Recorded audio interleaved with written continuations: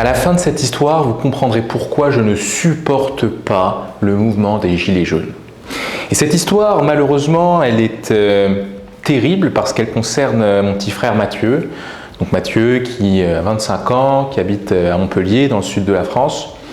Voilà, tennisman, il faut imaginer qu'il fait 1m90, très baraqué, très grand, et avec des idées bien à lui, bien arrêtées.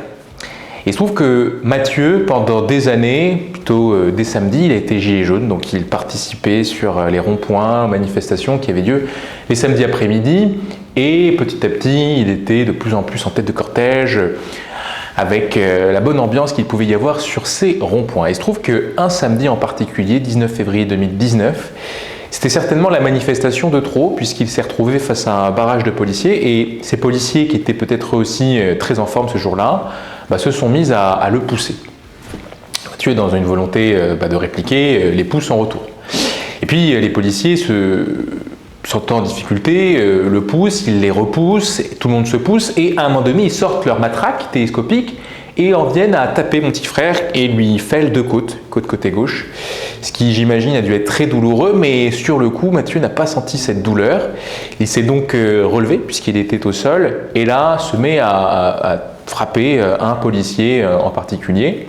Et le policier, à ce moment-là, fait ce qu'il n'aurait jamais dû faire, puisqu'il sort son arme, comme ça, dans la direction de mon petit frère. Et là, Mathieu fait ce qu'il n'aurait jamais dû faire, puisqu'il a tout simplement... Et je m'arrête là.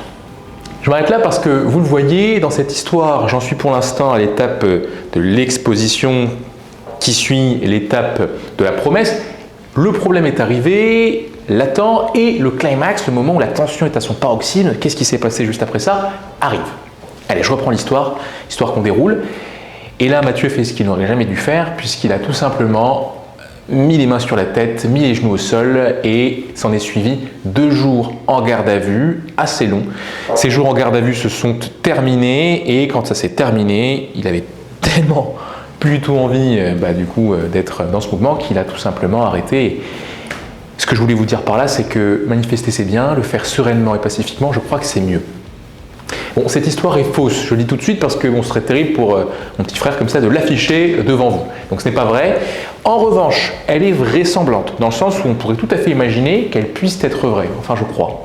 Et c'est le but d'une histoire qui marche et qui marque, la vraisemblance plus que la vérité.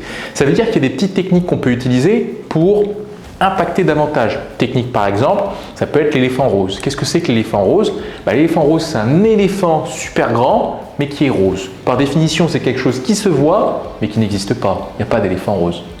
Donc on a tout à fait le droit, j'allais dire, de trafiquer un peu la réalité, tant que ça reste vraisemblant et que ça permet d'aboutir à l'objectif qui est de faire passer le message, ça peut passer. Il y a plein de petites techniques comme ça quand vous racontez des histoires, mais vous voyez, j'ai déroulé mon histoire, mon storytelling, avec une promesse dès le départ pour vous accrocher, vous donner envie de suivre les faits que j'ai essayé d'expliquer pour vous ramener dans le sud de la France, du côté de Montpellier, des problèmes avec une petite tension et puis ensuite un gros problème qui a été ce moment où il y a cet affrontement avec ce policier, un dénouement, une solution qui est trouvée, en l'occurrence ici la garde à vue, et enfin je sors de l'histoire et j'explique pourquoi je l'ai racontée. Je vous invite à essayer, à tenter comme moi, à me dire déjà en commentaire si cette histoire vous a plu ou si vous estimez qu'elle était bien racontée, mais au-delà de ça, à essayer de raconter vos histoires. Et là, ne me racontez pas d'histoire à moi, tous les jours. On a des occasions de raconter des histoires au téléphone, avec des amis, quand on en croise. Oui, mais moi, il ne m'est pas arrivé quelque chose qui me permettrait de raconter une histoire. Vous pouvez faire de n'importe quel événement une histoire.